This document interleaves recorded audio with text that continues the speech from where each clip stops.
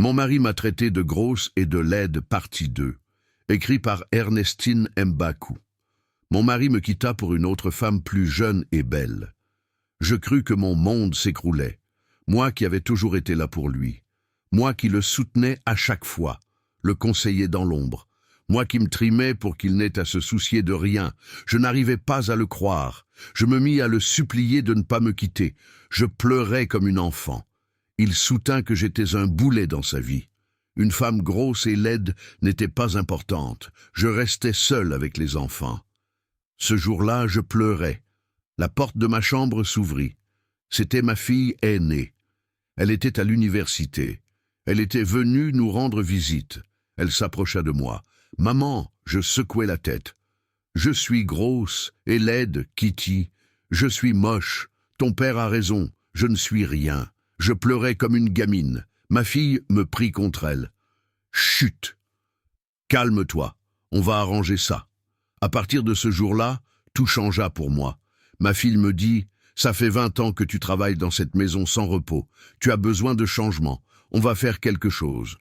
Tu as de la chance. Je vais rester avec toi pour quelques mois. » Je ne comprends pas, Kitty. Bon, j'ai fait quelques jobs pendant les vacances et je connais pas mal de monde. Nous allons arranger ça. Quoi, Kitty? Tu me fais confiance, maman? Bien sûr que oui. Alors, laisse-toi aller. Ma fille me transforma totalement. Elle changea mon alimentation. Elle m'emmena dans les instituts.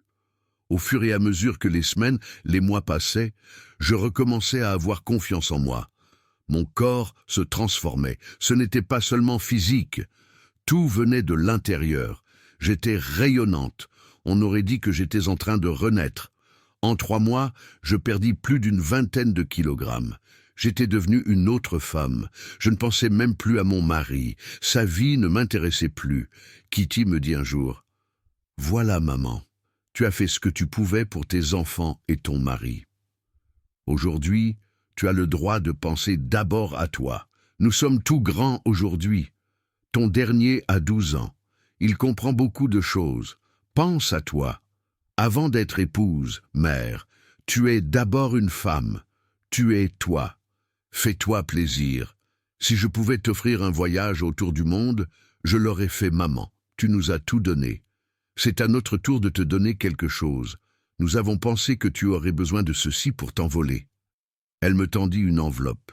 Ses frères et elle avaient mis toutes leurs économies pour m'offrir ce cadeau.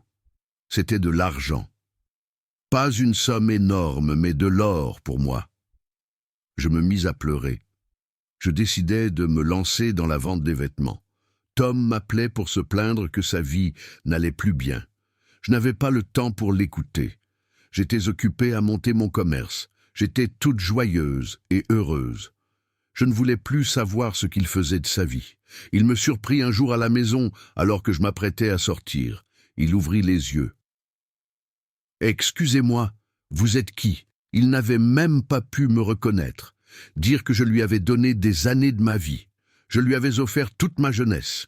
Je m'étais plié en deux pour tenir sa maison, prendre soin de lui, et il n'était même pas capable de me reconnaître. Je compris ce jour-là que je devais vivre pour moi-même. « Tom, c'est bien comme tu es là. Je vais signer les papiers du divorce. Nos routes se séparent ici. » Bonne chance. Il ne comprenait pas. Il était surpris. Il se demanda quand et comment je me suis transformé. Il me dit qu'il savait que j'étais déjà belle en m'épousant. Je lui répondis que la laide femme n'avait plus besoin de lui. Aujourd'hui, je continue à briller. J'aime la femme que je suis devenue. J'ai appris que Tom a perdu son poste. Sa petite amie est maintenant celle du directeur. Il continue à se plaindre et à dire à toute la famille qu'il ne m'a jamais oublié. Il s'est rendu compte que c'était moi qu'il lui fallait pour sa réussite. Il veut que je revienne et qu'on forme à nouveau une famille. Je ne l'écoute plus. Je suis passé à autre chose. J'ai compris qu'il est important de s'aimer et de vivre d'abord pour nous-mêmes. Avant d'être épouse, mère, on est d'abord une femme. Fin. Abonnez-vous et partagez.